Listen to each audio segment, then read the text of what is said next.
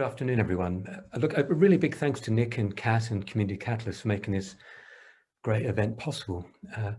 It's amazing to be having a local area coordination conversation across different areas, regions, countries and hemispheres at a time of international upheaval. It's also been really exciting and inspiring to listen to the wonderful previous speakers, and coming in at number 10 is a really difficult place to be, with a number of tough acts to follow, but it was really inspiring, so thank you for that. So I'll be spending a short bit of time talking about the principle of choice and control. To make a start, it's not enough to just believe in choice and control or have it written down, and it's the same with all of the principles. We need to do the things that help them to happen and to keep happening. We also need to understand the things we do that are obstacles to choice and control and the other principles, and do something about it. As per the principle itself, choice and control, it starts with acknowledging that individuals, often with the support of their families and personal networks, are best placed to lead in making their own decisions and to plan, choose and control support, services or any resources they may need. People are the experts in their own lives. And I think that's the one thing we really need to keep in our minds all the time. Now, although I was born in the UK, I grew up in Western Australia, and I was lucky enough to work in a locally based team in disability services before and after the introduction of local area coordination. We saw the difference it made alongside people, their family, within local communities, and also within our own roles. People started to have different conversations, resulting in increasing opportunities, increasing personal networks, people having a voice and being heard, and people having greater choice and control over life decisions and over any supports and services they may require as well. It felt like a really big change. What struck me early on, I think, was the power and the connectedness of the 10 principles. So rather than being separate functions that are packaged and delivered separately, which systems love to do, they like to pull people apart instead of think about them as a whole, or seeing it as a pick and mix. It became really clear that when combined and alongside the connected role of local area coordination, they create the foundations for active, valued citizenship, the sorts of stuff that Simon and everyone else has been referring to, as well as choice and control and contribution. After working in that team, I then worked as a manager in a local community non-government organisation, also working alongside local area coordinators in the local community. And we saw exactly the same things happening, with benefits not only for people and families, but also for the organisation. So my early experience was that local area coordination partnerships with people, with families, with communities and services led to a whole range of things, including improved opportunities and choice and control, more welcoming, inclusive and supportive communities, our services becoming more personal, local and flexible. We could reach people that needed our specialist support because of the work of local area coordination, building capacity, confidence, connection and choices. People were telling us that they were more able to access the right personal supports and services at the right time. Access and choice was improved. Some people were starting to need formal services less, but able to access those services more quickly if required. So a whole range of things started to happen through local area coordination being embedded both in the community alongside people and in the system in partnership. So we could see local area coordination principles and practice impacting on the quality of life of people and families and how it started to increase self-determination or choice. After returning to the UK, I had a small role in supporting some of the early local area coordination developments in Scotland in the early 2000s. And then, as Nick said, led the development in England and Wales. More recently, some of the really interesting learning has been, I think as Eddie said at the beginning, around these same things starting to occur in different places in Singapore and Western Australia. Singapore in particular has been a fabulous place to learn and to really challenge and to think about these universal ways of behaving. So again, seeing the universal value and relevance of the principles, design and practice of local area coordination alongside people of all ages and all backgrounds in a whole range of different situations. It's been really interesting for me to see and experience the principles in action and how they've guided the design and practice, so what we do and how we do it, and helping to start to address the determinants of inequality. A long, long way to go, but we're starting to understand better through these really thoughtful, intentional conversations, and to build partnerships, and then holding ourselves accountable as well. Additionally, the impact has been not only for individuals, families and communities, but it also stimulating challenge and positive change across the service system. More so when there's strong, principled change leadership that's very inclusive. Now, choice and control doesn't just magically happen. It's about much more than control over supports and services, although that's important. It's about much more than accessible information, but that's just as important. And it's about much more than control over resources and a personal budget. All of these are really important, but it's also about the right to self-determination in all aspects of life, with any necessary personal and technical supports and resources to make it happen.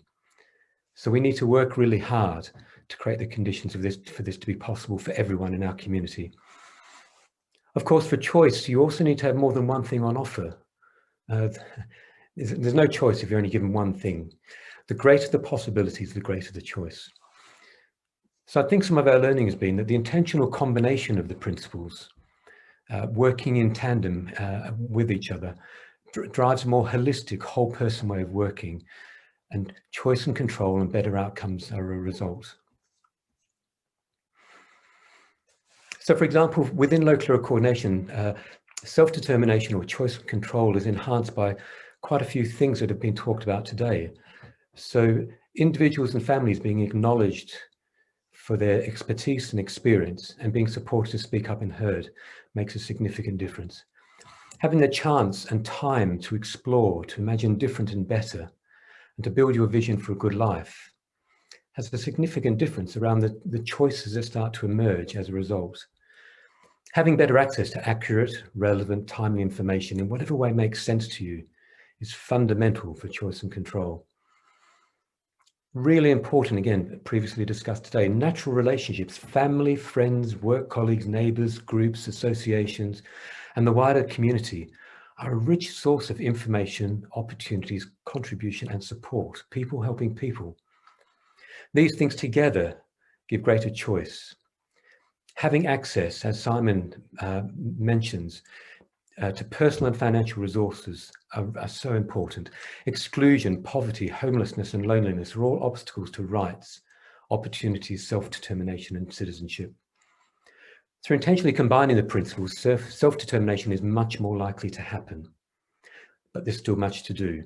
There's more to choose from and there's more to contribute to. The result is choice and active valued citizenship.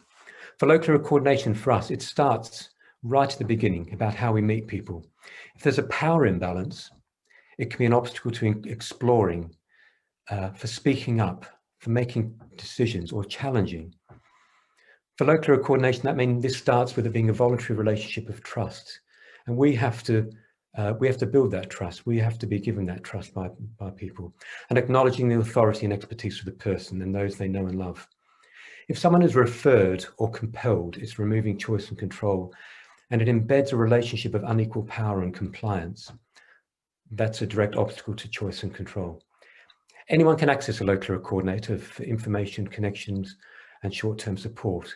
They're easy to find and they're easy to contact and easy to talk to.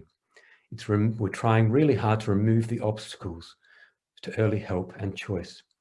There's no assumption, there's no agendas, there's no predetermined actions, there's no pressure and there's no coercion. It starts by building the right relationship of trust, taking time to get to know people well, about having the right conversations, understanding what matters to people, understanding their strengths and celebrating their strengths, aspirations as well as their needs, understanding the people who are important to them, taking time to help people to explore, to imagine different and better, and to try new things, to meet new people, to build and pursue their vision for a good life and how to make it happen. So how do we make citizenship a reality, person by person? Only providing just enough support for the person to lead and control their own life is fundamental as well. Too much, too little, or the wrong support are all obstacles to choice and control. It's where the system gets in the way of people. Understanding and being connected with the richness of resources, as previously discussed, the possibilities and people within those communities, thinking natural first instead of only signposting to services or assuming services are the only option is a really important part of what we do. Suddenly the range of possibilities is exponentially bigger than if the only choices were formal or funded supports, although these may be really important for some people in some parts of their life. Or if it's only based on your service label, that's also a restriction of choice.